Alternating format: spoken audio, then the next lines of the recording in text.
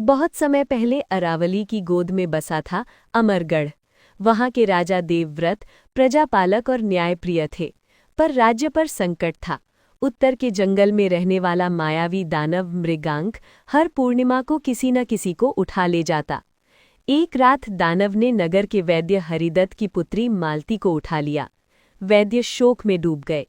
राजा देवव्रत ने दरबार में घोषणा की, जो मालती को सकुशल लौटाएगा उसे आधा राज्य और सम्मान मिलेगा। पर कोई आगे न आया। तब राजा स्वयं वेश बदलकर निकले। मार्ग में उन्हें एक वृद्ध साधु मिले। साधु बोले, राजन, दानव को बल से नहीं बुद्धि से हराना होगा, और एक ताबीज दिया। राजा जंगल में पहुंचे। दानव की गुफा के द्वार पर 3 पहरे, अंधकार, भ्रम और भय। ताबीज के स्पर्श से भ्रम हटा, भय शांत हुआ और द्वार खुला। भीतर मालती कैद थी। उसने बताया, दानव की शक्ति एक चांदी के मृग में बंद है, जो 7 पहाड़ियों के पार सरोवर में रहता है। राजा लौटे और साधु से उपाय पूछा। साधु ने कहा, सरोवर तक पहुंचाने को वायु वाहन चाहिए। तभी एक गरुड़ आया।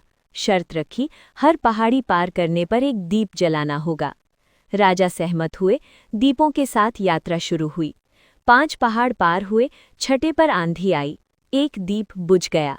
राजा ने अपने राजचिह्न की अंगूठी उतारकर दीप की जगह रखी। प्रकाश लौटा।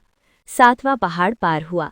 सरोवर में चांदी का मृग दिखा, पर पहरा था 2 नाग और एक कछुआ। राजा ने दया दिखाई, नागों को जल और कछुए को पत्ते दिए। पहरा हट गया। राजा ने मृग को स्पर्श किया। दानव की शक्ति क्षीण हुई। उसी क्षण दानव प्रकट हुआ।